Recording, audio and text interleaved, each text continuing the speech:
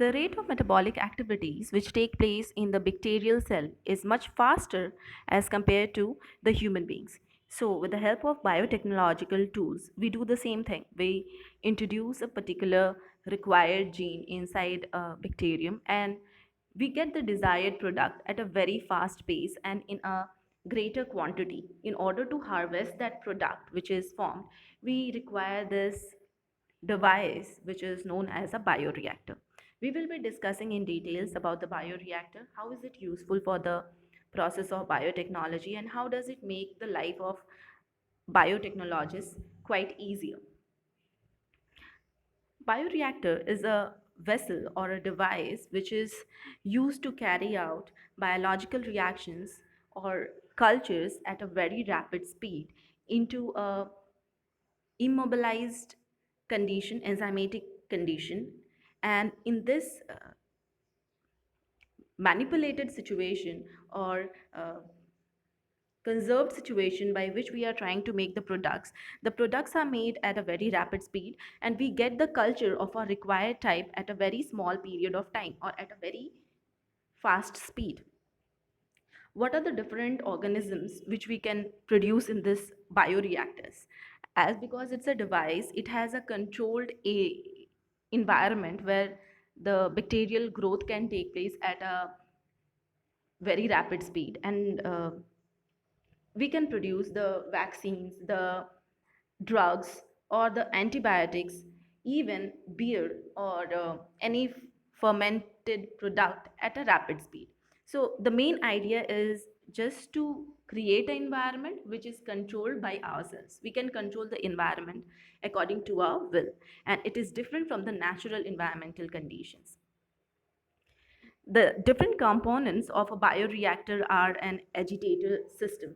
This agitator system helps in speeding up the entire process. Oxygen delivery system is important because the place from where you can see the sterile air, from this place the oxygen is forwarded inside this bioreactor cell and as because the microorganisms when they divide they require a presence of oxygen if it is a kind of microorganism which requires or which is capable of respiration in an aerobic environment. So if the organism gets high amount of oxygen, the process of production of several new cells will take place at a very rapid speed.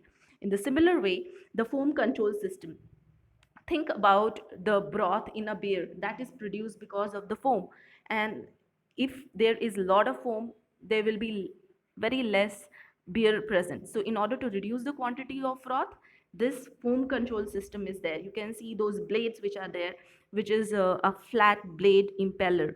It helps in breaking down the foam.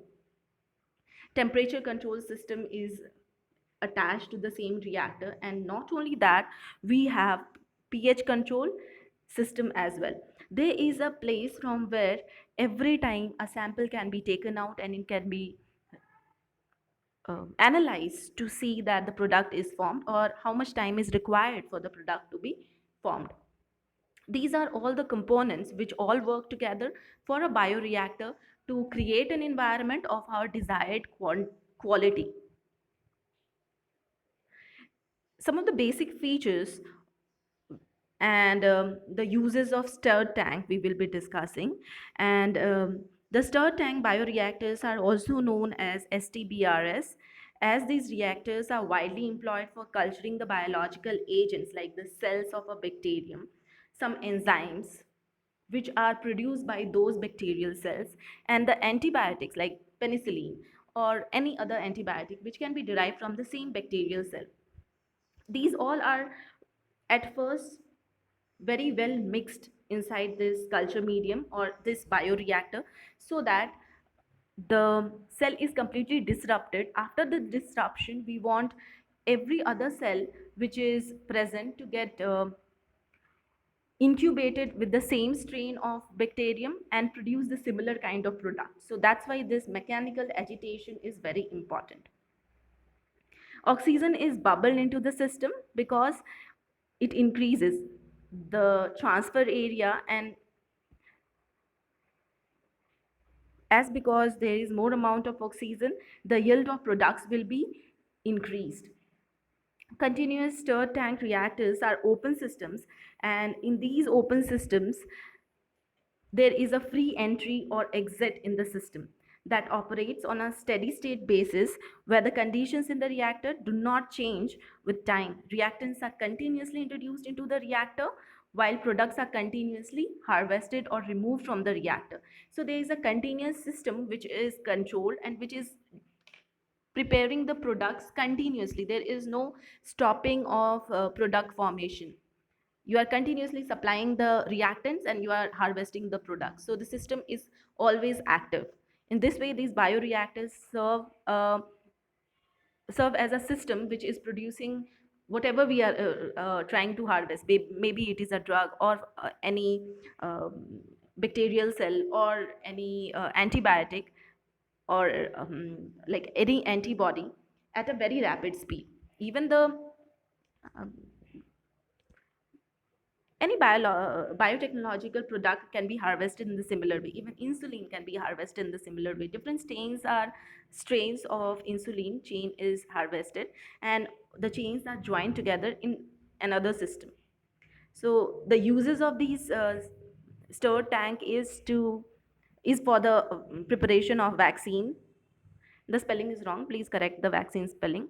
And antibodies, or sometimes injection production is also done in the similar way. The basic features and uses of sparge tank. This sparge stirred tank is combination of the stirred tank and the sparge tank both together. And the main purpose is to prepare the beverages like the alcohol, basically the beer.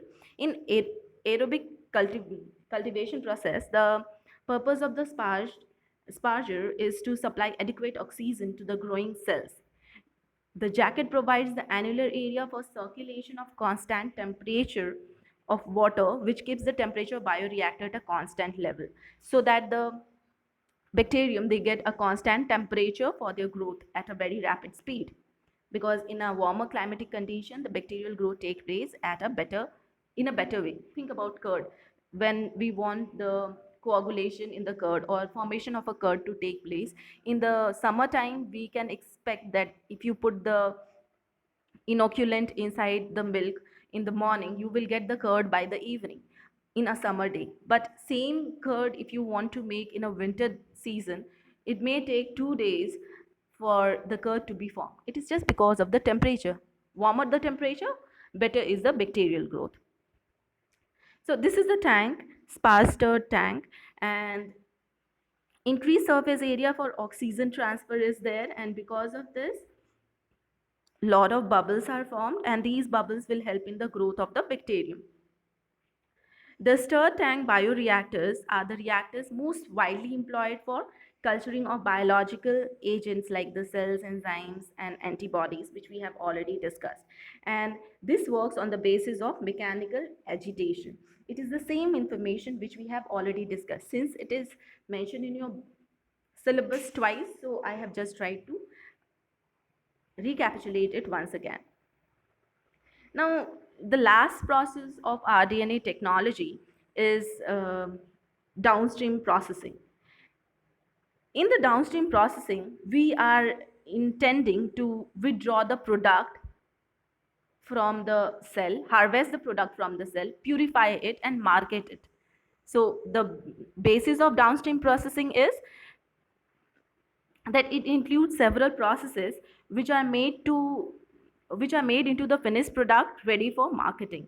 The two main processes are separation and purification. Separation from the bacterial cell and purification so that it can be utilized by the person who wants to harvest it, or who wants the benefit from that product.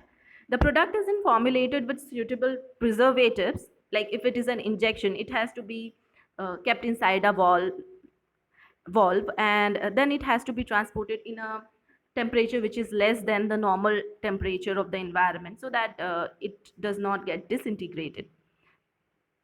The formulations have to undergo clinical trials before um, getting into the companies where they are put on sale.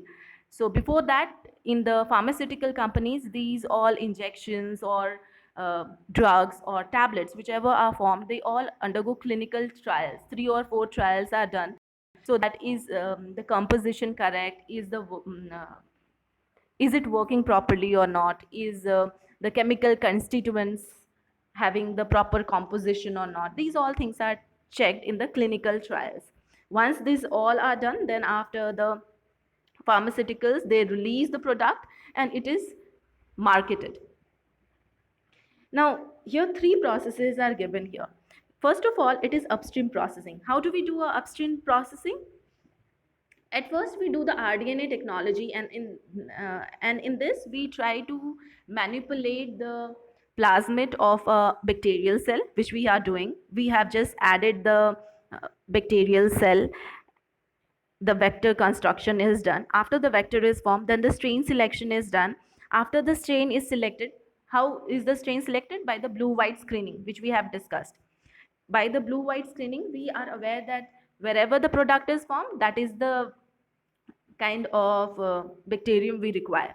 Now from that strain of bacterium, we prepare an entire plate which has similar kind of bacterium of our interest, and fermentation occurs.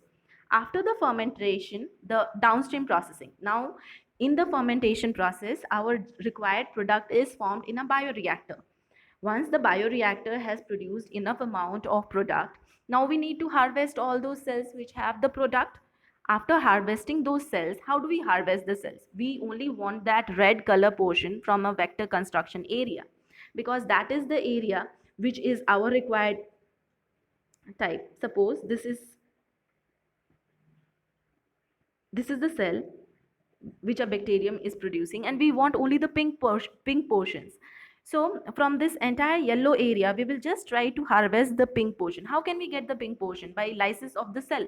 So that is what we do. We break all the cells, bacterial cells which are formed, and we take out only the pink portions. We collect all the pink portions in a purification area, and after the purification area, or we have harvested the purification system with the help of these pink areas, we supercoil those plasmid DNA, and those are later on processed. They are separated, and then purification. After the separation, the purification occurs. Now how do we lysis? Again, the endonucleases will be used in order to cleave these pink portions away from the green ones, so that we get the desired quantity of gene or quality of gene. And finally the marketing is taking place. If we take all the process of downstreaming together, how we are doing it? Intracellular products which are present in the cell have to be harvested. And how can we harvest it? By disrupting the cell. We put the cell in a homogenizer, or we apply mechanical, physical, chemical, or enzymatic activity on the cell to break it off. Once the cell is broken down, then we remove the extracellular products, the products which are not required for us, by the process of centrifugation, filtration, sedimentation, and flocculation. These all processes, let's think about centrifugation. We are taking the mixer grinder. The way, how do we grind in a mixer grinder? We just lyse the cells. Now this mixer grinder just lyses the cells in a thinner way. But when we think about centrifugation tank, it will not only break the cells, it will break the cells in such a way that the heavier cells, they are present at the base, whereas the lighter portions of the cells, they are at the upper portion. Or you can think about 2 areas which are created. The downward portion will contain liquid portion, and will contain the solute, whereas the upper portion will contain only the DNA. So we can just take out the DNA of our interest from the upper liquid portion. Similar way, filtration can be done. Flocculation is formation of froth. So just the removal of the froth will help in removal of certain debris from the cell. And in this way, we move on to the isolation, where we do adsorption, evaporation, or extraction, precipitation, and membrane filtration. By this, we get our required product. And finally, we do the purification, so that we are very sure that whatever the product is found, it has the quality of our, or it has the same content which we desire to have. And by finishing the entire product, what we get, we crystallize it or we dry the product which is formed. We transfer the product into um, making a tablet, or a liquid composition is added to it, and it is present in a valve, injection valve, or maybe some other chemical formulations can be done in order to make it available for marketing purpose. So these all purposes we are going to fulfill when we are doing the downstream processing. This is the last part of the rDNA technology. So by this we complete the chapter, and I think you all have developed the idea about the all the processes of rDNA technology, but all separately. We will try to concise all of it together in the incoming videos. Thank you.